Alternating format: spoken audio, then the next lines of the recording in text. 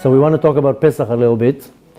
We had a Hakdama, an hour and a half Hakdama, but we'll talk a little bit about Pesach because it concludes everything that we basically said up to now.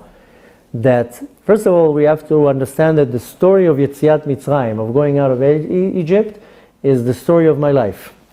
We all have our Yetziat Mitzrayim in my life. And the heroes that are in my life, everything that happens in my life is equivalent to the story of Yetziat Mitzrayim. In Yetziat Mitzrayim there was a Moshe Rabbeinu, there was a Redeemer in my life, has to be a Moshe Rabbeinu, there was a Paro, and we just put online a whole lecture explaining about Paro in my life.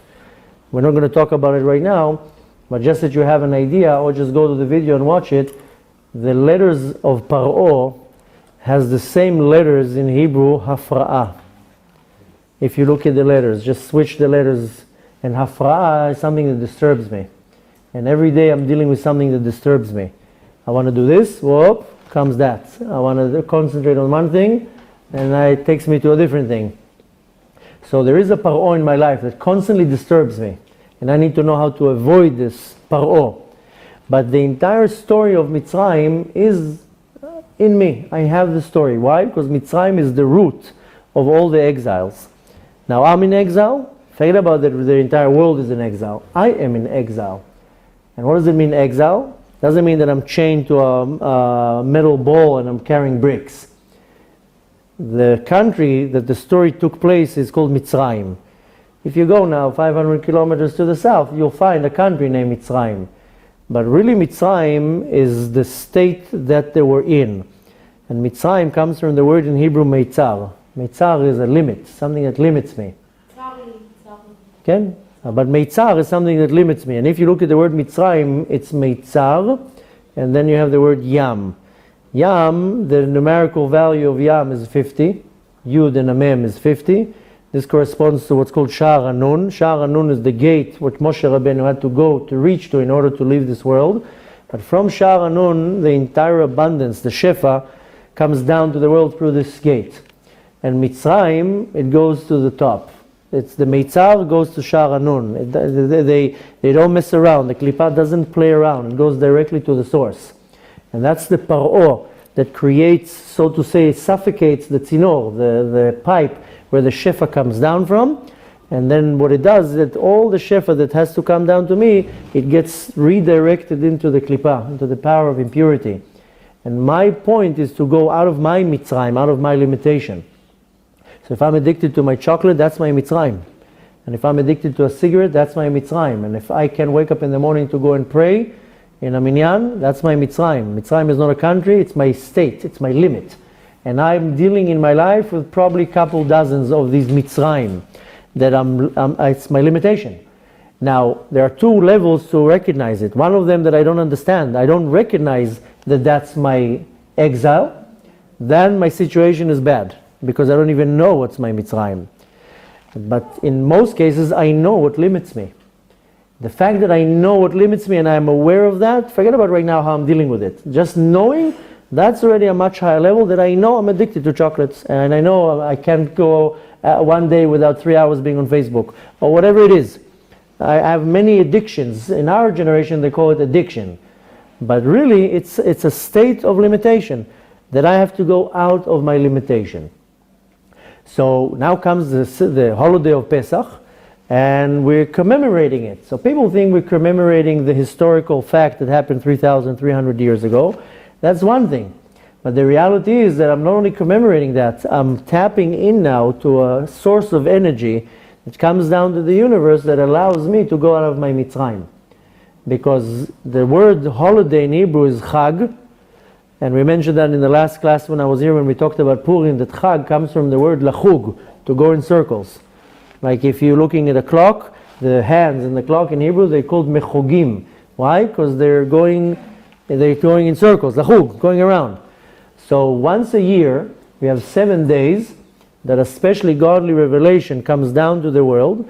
If I tune myself the right way, like in the old radios that I had to tune the dial exactly on the station, and if it's 1 millimeter this way, I hear a lot of static, I have to tune myself the right way in those 7 days.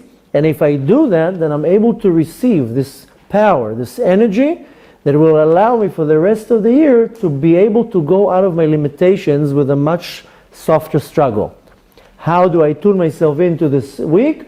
Then in the week, our sages told me, I have to eat matzah, I can't eat chametz, I have to do this, I have to do that. There's all sorts of things I need to do. It might sound like a prehistoric ritual, but that's the frequency I have to tune myself in. But the preparation for anything, in most cases, is more important than the actual act. Look at a wedding, for example. It's an 8-hour event and 2 years of preparation. And I mean, some people, they take them much less. They do it in a year. But look how much preparation goes into a wedding.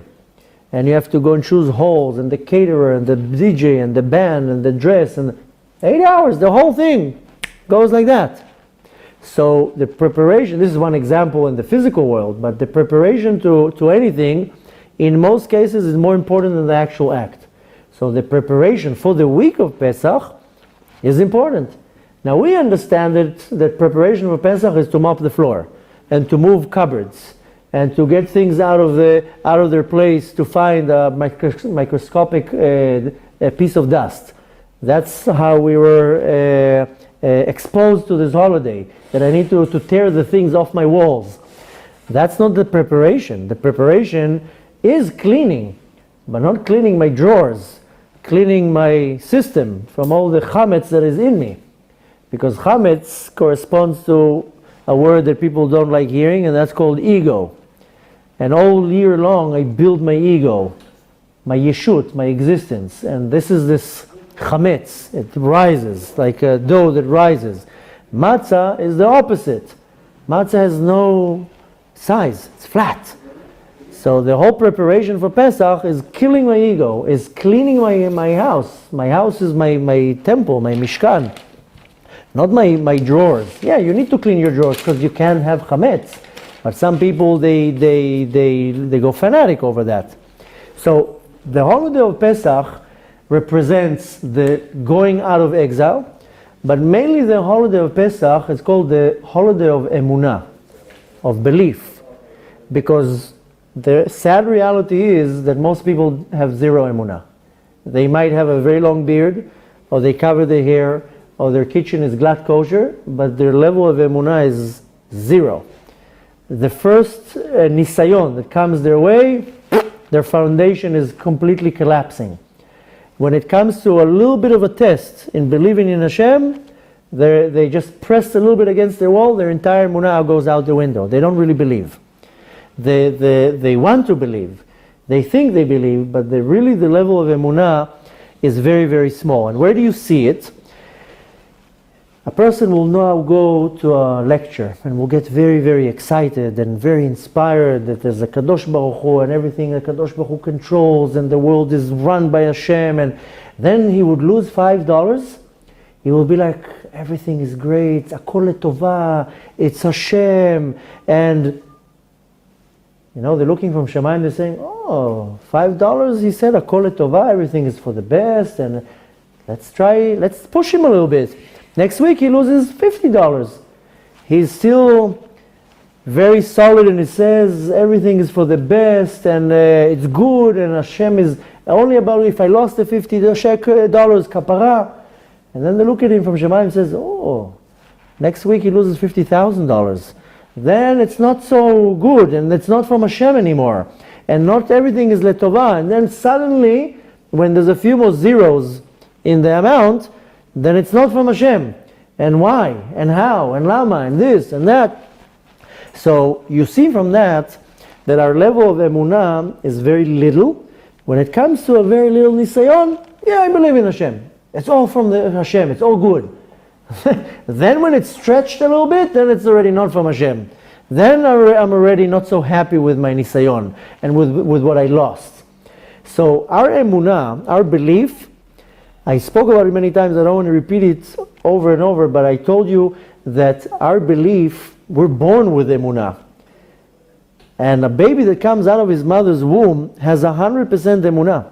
The mother will give him something to eat. You think he asks her if it's badatz, or if it's OU, he eats. He doesn't ask the mom what it is. He believes in his mom 100%. The mom comes to take the baby home. You think the baby says, whoa, show me your credentials. Show me your resume. I don't know if I want to go home with you. Maybe you're not such a good mom. He goes to his baby friends. Do you think this woman is good? The baby just goes with the mom. He believes. So we're born with 100% emunah. But unfortunately, through our first 2-3 years of our life, everybody lies to us.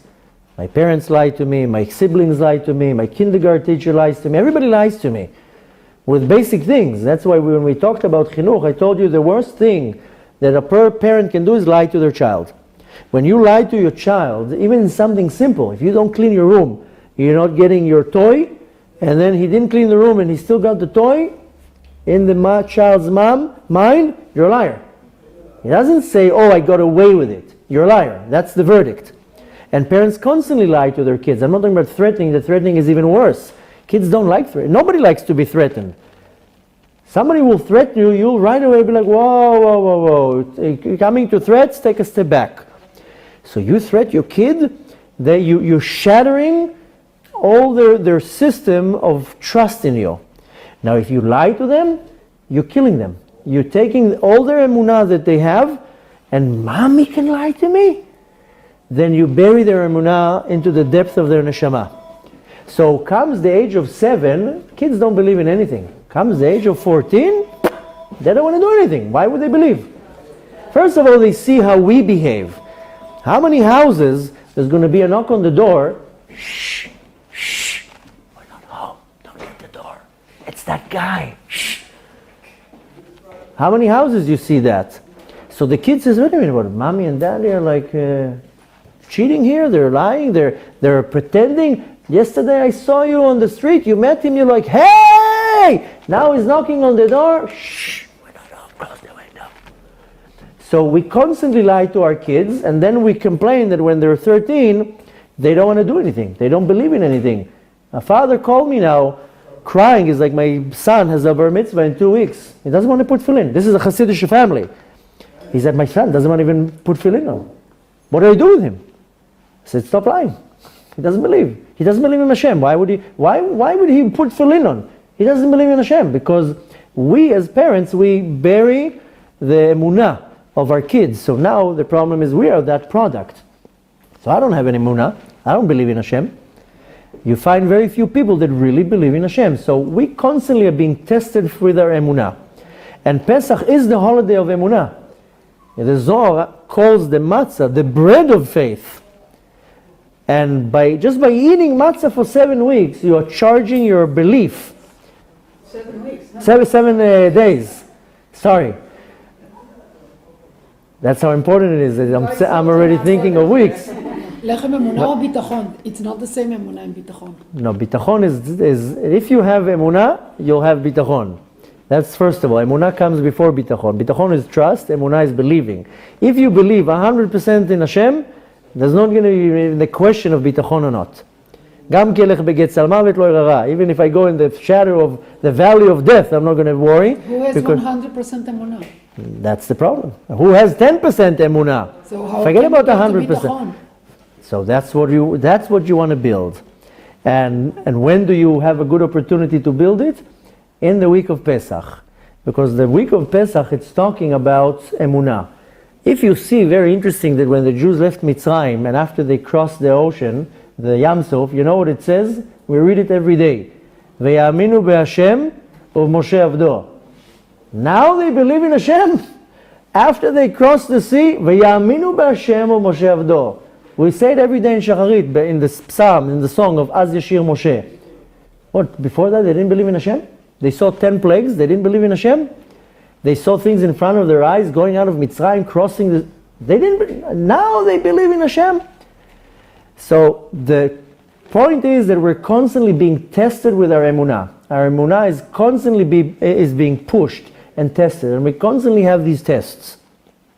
So in the holiday of Pesach, that's where I can actually tap into it. Now, you know, there's a certain sage, he's known as Nachum Ish Gamzu. that everything that happened to him, he would say, Gamzu letovah. This is also for the good. And then he had a very special student, the famous Rabbi Akiva. And Rabbi Akiva went in his path. But Rabbi Akiva says, Kol man derachman avid letavid avid. Everything that Hashem does, he does for the good. So they asked Rabbi Akiva, how come you're saying it in Aramaic? Your Rebbe said it in Hebrew, Gamzu letovah. This is also for the good. But why are you saying it in Aramaic? So Rabbi Akiva says, because my nisyonot went into such depth, into such a faraway place, that the Aramaic is, so to say, the Lashon, the language of the nations. That's how far away I went with my nisyonot, that I had to say it even in that language. If you look at the life of Rabbi Akiva, look what a life he went through. Full of nisyonot. So the point is that, why am I telling you that? Is that even the tzaddikim, they go through nisyonot. That's part of the system here. The level of belief is tested. You go to this level, it's going to be tested now in this level. You go to this level, it's going to be tested in another level. And constantly, it's not going to end. Don't think that there's a date that's, okay, let me push another 3 years. It doesn't end. We just now received, I'm saying it in a not nice way, received, but we have a school for all the ladies, mature ladies that become Baal Tshuva. So yesterday we received a new student. She's 78 years old. 78 years old. She has zero family. She converted. She just did Aliyah. She came crying. And she was like, I have nobody. And I was like, wow, 70 years old. You would think that Hashem would leave her alone. And the list of problems that she told me, I was like 70 years old. I told her, okay, well, welcome to the club. I mean, I have a lot more to look forward to. The point is that we're always going to be tested. The tests are not going to be finishing. That's part of the system. But I need to build tools for that.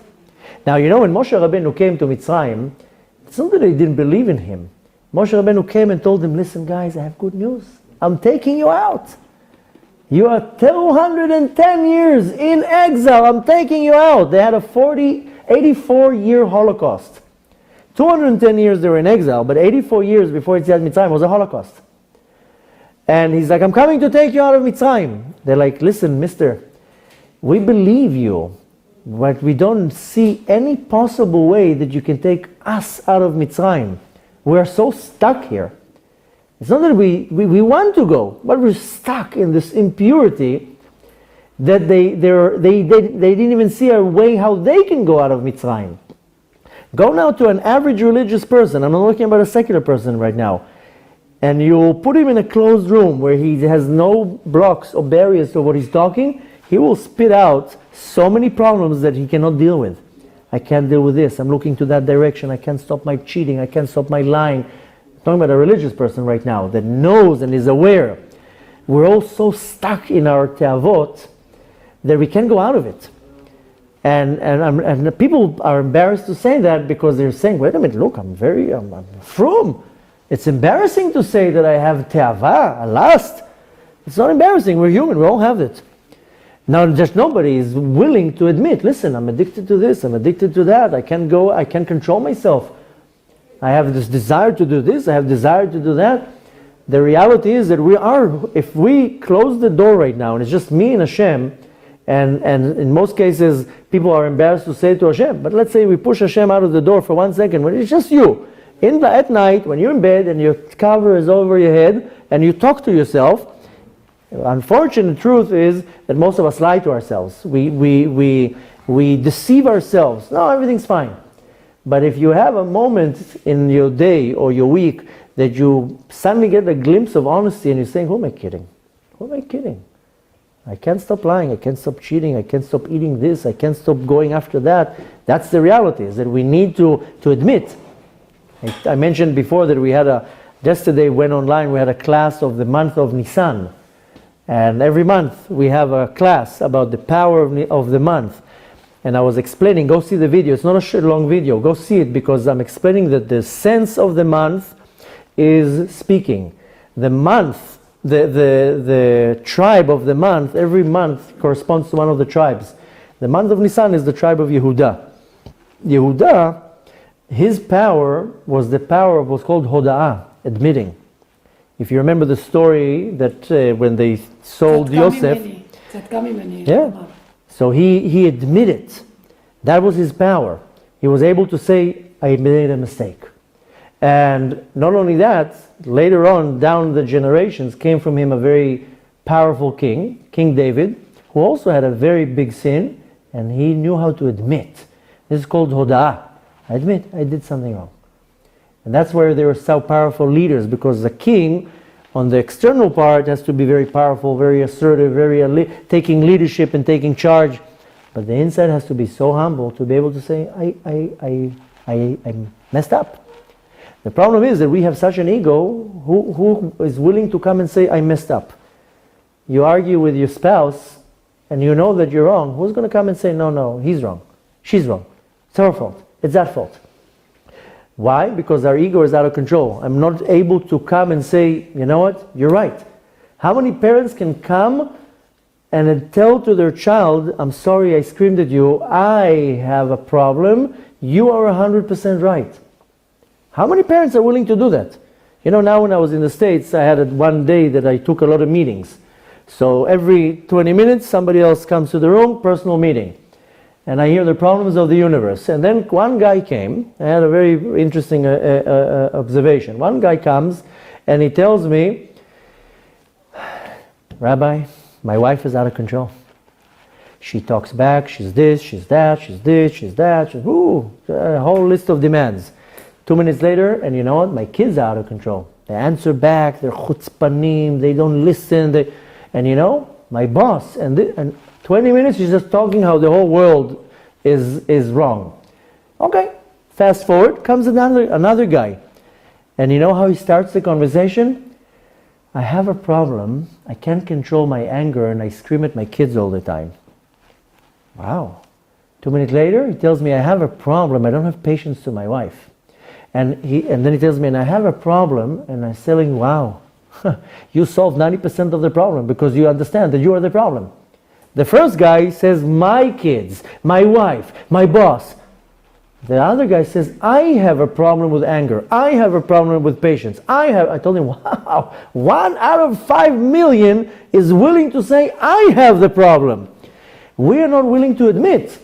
I will look at the mirror, I will be like, wow, Hashem outdid himself with this person. Hold on, let me go finish everything, then we'll do the questions.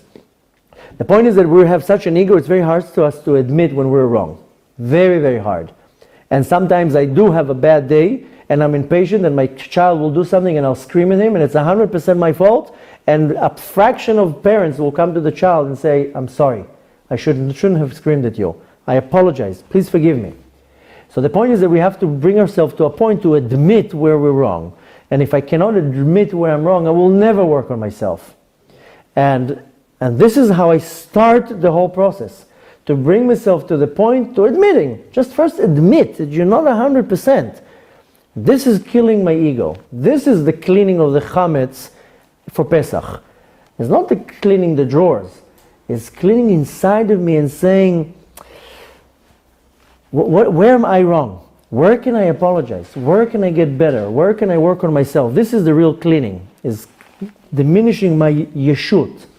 So when Moshe Rabbeinu came to the Jews and told them, I'm taking you out of Egypt, they were like, who are you kidding? You can't take us out of Egypt. We're hooked on this place. We are addicted to this place.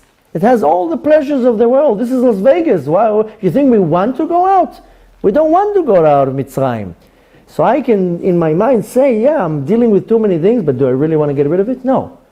Because I love it too much. You said with the chocolates, it's too good. But I know it's not good, but I want it. But I know it's bad, but I want it. So even Moshe Rabbeinu found it hard. And you know what was the ta'ana of the Jews? To Moshe Rabbeinu, they said, okay, you can take us out of Mitzrayim. You can't take Mitzrayim out of us. We are so deep into this exile that it's stuck in us. That I have to have my chocolate. I have to have my 15 cup of coffee. I have to be hooked on the screen now for 2 hours. I'm not even willing to go out of I can't get Mitzrayim out of me. I can't get rid of it. That's how bad we are. That's the problem in our generation. We talked before about nutrition. We can't get it even out of my system. I have to go to a nutrition rehab to get it out of my system, bichlal. So that's the problem, is that we're so stuck in this exile. I'm not willing to admit that I'm wrong. So 90% of my faults, I'm not willing to admit. It's not me. There's nothing wrong with my patience. Just everybody's annoying me. There's nothing wrong with my anger. Just everybody's getting me upset. I'm a very calm person, but when you annoy me, I get upset. So how many people are willing to say, yeah, I do have a problem with anger. I can't control my mouth. I can't control anything. So even Moshe Rabbeinu, when he came to take us out of Egypt, we were telling him, listen, good luck with that, because what's going to take me out of my Mitzrayim? So how did Hashem took us out of Mitzrayim? He did 10 plagues. Now there's a question, why the plagues? Couldn't Hashem just go like that and take us out? The Zohar explains that the 10 plagues were to strike the Egyptians and to heal the Jews. That's what the cause of the plagues, and that's why there were 10 plagues. Why not 12? Why not 5? There are 10 plagues. The 10 plagues correspond to the 10 Sfirot. Because we were stuck in such impurity that Hashem had to slowly take us out. And it had to go in stages. So when the question went, why plagues? So the Zohar says, to hit the Egyptians for what they did, but every plague was to heal Bnei Israel. And every plague corresponds to one Sfirah. And it goes from below to above. So the plague of blood corresponds to the Sfirah of Malchut. And the plague of frogs corresponds to the Sfirah of Yesod, and so forth. And it goes all the way up. And Makat Bechorot was corresponding to Keter.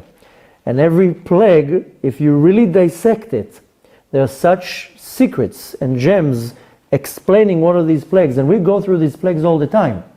Now, if you want to kind of analyze it real quick, the first plague was the blood. And Hashem hit the Nile. Now, they used to worship the Nile. That was one of their gods.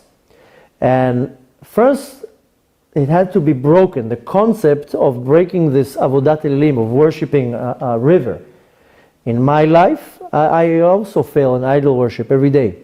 I worship my car, I clean it all the time, I worship my 57-inch plasma, I worship my iPhone, I worship everything around. Now, I don't bow to it. But if I'm going to go 3 hours without my phone, where is it? And if my car is a little bit of dust, right away to the car wash. It has to be miraculous. And so I have a lot of idol worships. Idol worship is, when you say a word idol worship, you're picturing somebody bowing to some statue. Idol worship in Hebrew is avodah zarah. Avodah zarah means avodah shezara, something that is foreign to me. I'm a holy Jew. What I need to be focused on is the Torah and the mitzvot. Hold on. So anything that is foreign to me, it's avodah zarah. So first of all, I have a lot of problems with avodah zarah. So first of all, that has to be broken. Now, if you see, the words in English don't make sense. You say the Niles. The river that was striked, it's called Yeor. Now, if you remember in the story of Bereshit, it's talking about 4 rivers that are going out of Gan Eden. And one of the rivers is called Pishon, and the other one is Gihon, the other one is Prat, and the other one is Chidekel. And why after these 4 rivers? Because they correspond to the 4 letters of Hashem, Yud Kei Vav Kei. These are 4 channels. Through these rivers comes this abundance, this shefa into the world. The problem, what I told you before, that this Paro, it knows how to go to the source. It goes all the way up, and it chokes the source. And all this abundance that comes down to the world, they take the klipa, the impurity, takes a little bit into it. So this river that it's talking about, the first one, that's the Niles, that's the Yeor. Now Yeor, if you're looking at the word in Hebrew, how it's written, and you separate the letters, it's Yud, Or. You read it Yeor, but if you separate it, you'll see a Yud and an Or. The Yud, that's the Yud of the name of Hashem. There are 4 rivers. The first one corresponds to the Yud of the Kadosh Baruch Hu, and Or is light. So this river that comes from the letter Yud, it's the abundance of this He'ara, this light that comes down to the world. But the power of the klipa, the paro, goes straight to the source and it takes away this godly revelation. So Hashem had to break that. He had to break this power by putting the blood into the water, to a point that they didn't have any water. The Egyptians had to buy water from the Jews because the plagues were a whole month. 1 week was the plague, then 3 weeks of negotiating. So the first plague was to break this idol worship. Then the next one was the frogs. The frogs, frog in Hebrew is tzfardea. This corresponds to the midah, to the attributes of yesod. Now, what does a frog does? It does, how do you say, a creak? How do you say the sound? How does it do? A croak.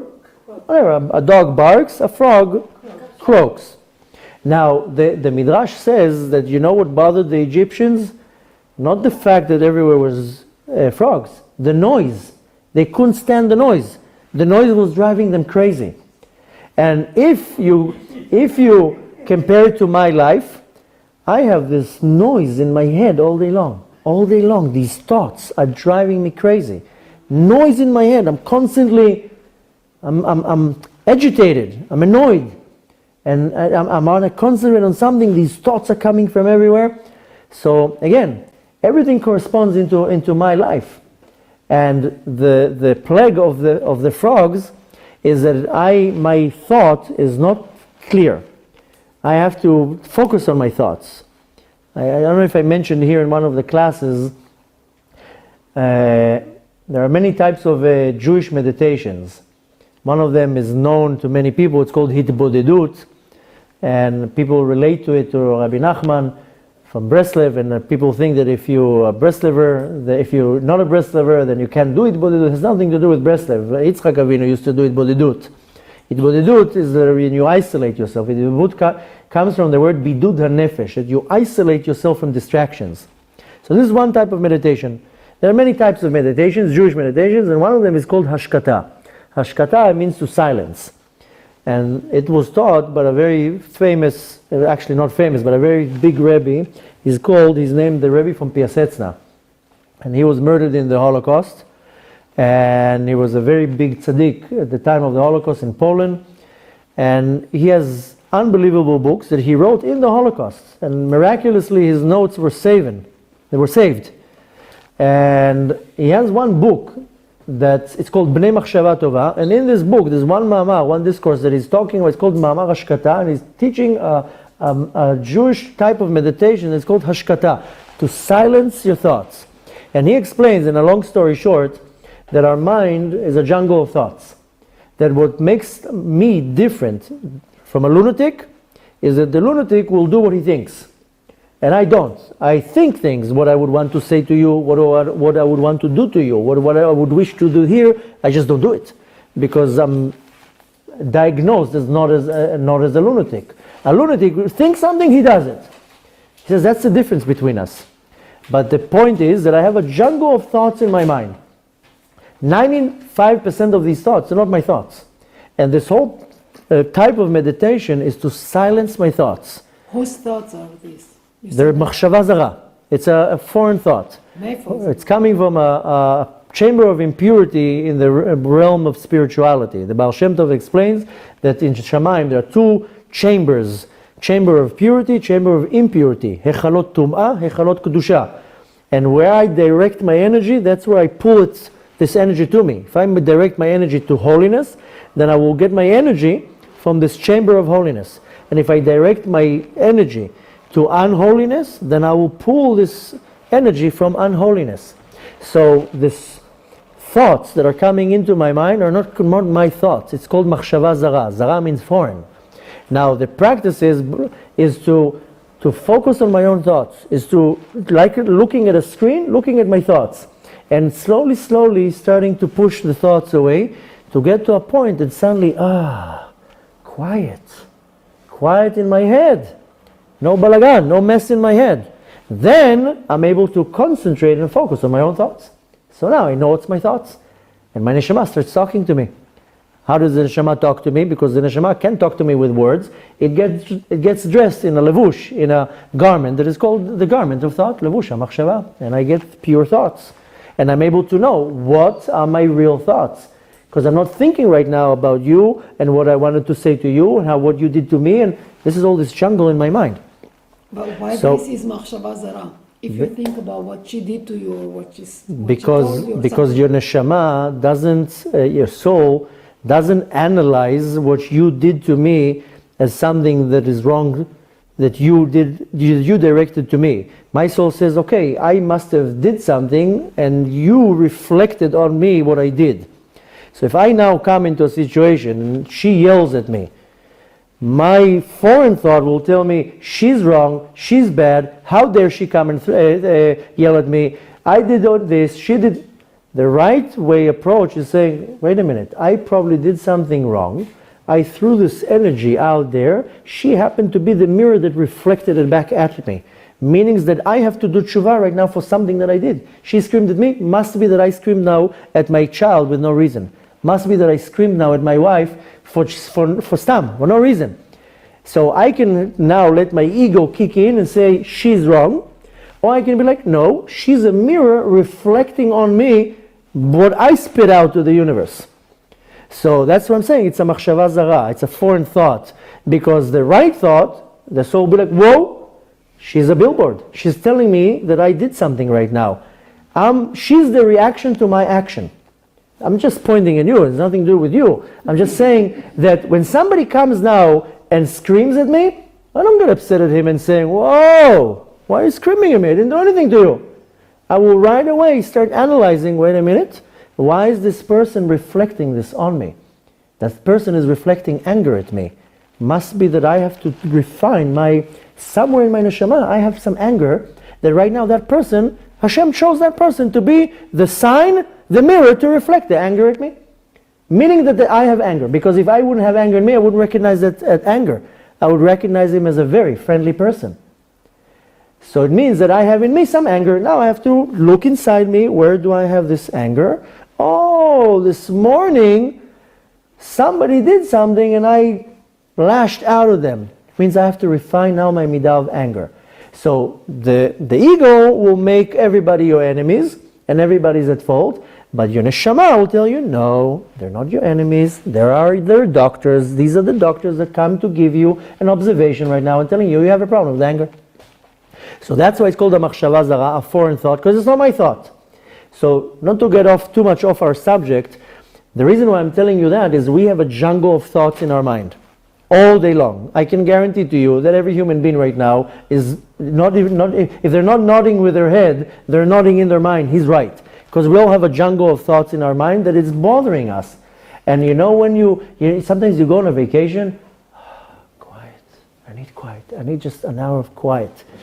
You know, sometimes at the end of the day my wife tells me, take the kids, I just need half an hour of quiet, too much noise.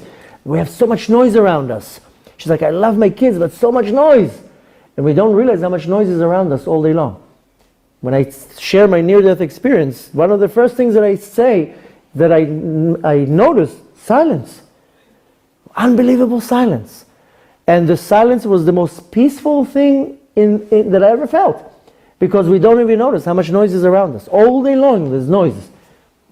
And we don't notice it, it's irritating us. So the noise is also in my mind. That's why the second plague is to come to break, the frogs would make noise, is to break this, to focus my thoughts. And then it goes on and on and on, like, you know, the third plague was kinim. Kinim is the lice. If you write kinim the way the Torah writes it, then it's writing it with one yud. It's writing it kaf yud nud mem. Some people read it kinam, but it's kinim. That's the numerical value of 120. 120 is if you take the word Elokim, there's 120 combinations how you can switch the letters. This is how it's called, 120 ways to read the name Elokim. And this corresponds to my mind. That's why kinim, lice, are in the head. There's no lice on a beard. There's no lice on my hand. The lice are only on the head. So every makkah came here to break something and to take the person to a little bit of a higher level. If we fast forward, look at the makkah of darkness. Darkness means that I'm in a very deep exile. Why? Because my reality will become dark. Something will come into my reality and I will not accept it. It darkens my life. It puts me in exile. So every plague came to take the Jews one level out. So we have these plagues in my life too. I have my idol worship, like I told you. I have my noise in my mind. The kinim, like I told you, corresponds to my mochin, to my thoughts. I have these terrible thoughts in my mind. All day long I have thoughts in my mind. So what's the difference between kinim and tzvardim? Because that's noise. That's the noise that's in my mind, and the noise can be also external. That I cannot tolerate anybody around me. How many parents, they can't tolerate their kids because their kids are making a mess? That's noise. I mean, I'm not saying in a negative way, but noise, I have noise in my life. That's one thing. Thoughts that are bad thoughts and are not pure thoughts, that's coming from a total different place. Thoughts that I want to do this, I want to do that, I want to do this, I wish I could do this, that's also, most people have unpure thoughts in their mind. So they're not coming from a place of holiness. So, without to dissect too much the concept of the plagues, but the plagues were here to help me go out of my exile. So Hashem does plagues in my life too. And I constantly have battling my plagues. I just need to know how to go out of my own Mitzrayim. And Mitzrayim, I told you before, it's a state of limitation. I need to first of all recognize what's my limitation. I need to recognize it, and to be honest, that's why you see that the holiday of Pesach comes in the month of Nisan. Because the entire energy of the month of Nisan is to bring the koach, the power of hoda'ah, of admitting. It's saying, Ani modeh. Amazingly, you see that we say vidui 3 times a day. Vidui is to confess. Now we bang on our heart, Hashamnu, Bagadnu, Gazalnu, that's confessing. But sometimes I have to confess to the person straight to the face and say, I'm sorry I hurt you. I'm sorry, I shouldn't have said that. And amazingly, you see that in the month of Nisan, we don't say vidui. There's no vidui in the month of Nisan, no tachanun. Because the power of the month itself is just the concept of admitting. Just by applying this motion of admitting, first admit to yourself when you're wrong. You need to know when you're wrong. If you don't know when to say to yourself that you're wrong, that's already a problem. Now you need to know how to admit to the Kadosh Baruch Hu. Then you need to know how to admit to people around you.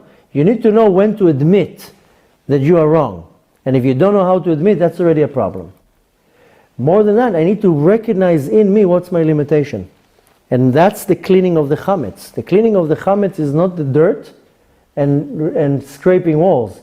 Is to sit with myself. You spend 2 hours a day cleaning, spend 5 minutes a day to say, okay, what chametz am I cleaning today? Because the chametz is my ego, and my ego is my block. That's my paro, the hafra'ah, what disturbs me. Because my ego doesn't let me apologize to you, and my ego doesn't let me agree with you, and my ego doesn't let me come and ask for forgiveness for something that I did. I need to know how to recognize it. And the way to recognize it, the tool that helps me recognize it, it's called hakarat hatov. It's thanking the Kadosh Baruch Hu, realizing the good that Hashem does with me. Because they didn't realize. That's why when the pasuk says, Az yashir Moshe, after the whole fact, and then the verse adds, Vayaminu b'Hashem of Moshe avdo, then pitom they believed. Yeah, they reached the level of understanding how much good Hashem did to them. That's when they realized, wow, I don't realize how good Hashem is to me. I just complain all day long. I don't have money, I don't have shlom bayit, my kid is annoying, this neighbor is suing me. I don't see the good that Hashem does to me. And Hashem doesn't like that. Hashem says, say thank you, I give you a lot. I give you 2 legs, 2 hands, 2 ears, 2 eyes, you can see, you can walk. Go look at other people, see what they don't have. And this concept of hoda'ah, I told you again, that Nisan, the Shevet, the tribe of Nisan is Yehuda. Yehuda can come from the word hoda'ah, to admit. It comes also from the word to lehodot, to thank. So I need to admit everything when I'm wrong. It's nothing wrong to admit. And most people say, no, you were wrong. She has to apologize to me. No, you go out of your way and you apologize. You don't have to knock on doors now and apologize. You have to admit where you're wrong. And then you have to thank the Kadosh Baruch Hu, to have the motion of hoda'ah, to say thank you. You know, Hashem, unbelievable, I had an amazing year. My fingers work, unbelievable, wow, my ears, both of them work. I wasn't in the doctor for a whole year. And I have 5, 6 kids, some people don't even have one. We just see in a very limited, narrow-minded what we're lacking. Instead of saying, thank you for having 5 kids, wow, my kids are chutzpanim, or my kids are this. So we have to practice the concept of thanking. So what I want to do to prepare for Pesach is I need to reach into the depth of where I'm in exile and to admit, I am in exile. I'm addicted to Facebook. I'm addicted to cigarettes. I'm addicted to chocolate. Whatever it is, I'm throwing concepts. I'm not addicted to Facebook. I'm just telling you where people are stuck on something. Some people I know, they're 3 hours a day on Facebook. They don't pray. They don't learn. They don't do anything. Comes to cook a normal meal. No, I'm too tired. Yeah, because you're 3 hours. You're watching junk on the internet. Now when it comes to sit and educate your kids or to talk and read them a story, no, now you're tired. Of course you're tired. Your brain is already fried. So I need to dig into my depth of my neshama and say, okay, I admit, here I'm wrong, here I'm wrong, here I'm wrong, and then to do something about it. The power to do something about it comes already after Pesach. Now it's the preparation. Now is putting it all on the table and saying, okay, this is where I'm wrong, this is what I'm going to work on. This is where I'm wrong, this is what I'm going to work on. Most people take their New Year resolution in Rosh Hashanah. They take achlatot avot. The Rosh Hashanah is Aleph Nisan, was yesterday. That's Rosh Hashanah L'Chodashim. That's the head of the month. Biblically, Rosh Nisan is the first month. There's a contradiction in the Gemara. There's an argument, which month the world was created, Tishrei or Nisan. So there comes the Arizal and says, no, both opinions are right, because on Tishrei, the physical world was created, but on Nisan, the neshama of the world was created. So really, now I'm starting my entire year. You know that even the holy books of Kabbalah explain that the first 2 weeks of Nisan, the star that controls Nisan is the star that is called Ma'adim, Mars. Mars comes from milchamot, from wars. Now, war is a very negative thing, but if you want to look at it in a positive way, then I have a lot of wars in me. And Mars actually gives me the power to conquer my wars, to conquer all my problems in me. I have a war in me going on. The month of Nisan gives me the power to conquer this challenge. So I can derive negative energy and say, oh, war is a very negative thing. Yeah, but no, war can be a positive thing because it will allow me to win my battles. And the books of Kabbalah, the teachings of Kabbalah explains that the first 14 days of Nisan, that's when all my challenges are being planned for the rest of the year. Any challenge that I'm going to have for the next coming year, my milchama, my battle, that's the 2 weeks when it's decided. So I can do my tshuva. I mean, some people have the custom that the first 2 weeks of Nisan, every day they read a parasha from the Torah. It's called Hanasi. Because on the Aleph Nisan, there was the inauguration of the tabernacle. And every day, one Nasi, one head of a tribe came with their offering and their presents. And some people, they have the custom, which is a very powerful custom, is every day, Aleph Nisan, you read one part. Second, Bet Nisan, every day, 12 days, you read the Nasi of the day. There's unbelievable depth and explanations why we do that. It's good for our neshama. If you read the Yehi Ratzon after, there's a certain Yehi Ratzon that we read, we say, Be'im ani b'shevet Yehuda, im ani b'shevet Naftali, because there's a certain spark in my neshama from every shevet. I'm able to refine it and to elevate it. I'm able to reach to the power of my neshama because my neshama is feeding off from the 12 tribes, corresponding to the 12 months. And every time that I read one of them, I'm actually feeding into my neshama a certain refuah, healing to my neshama.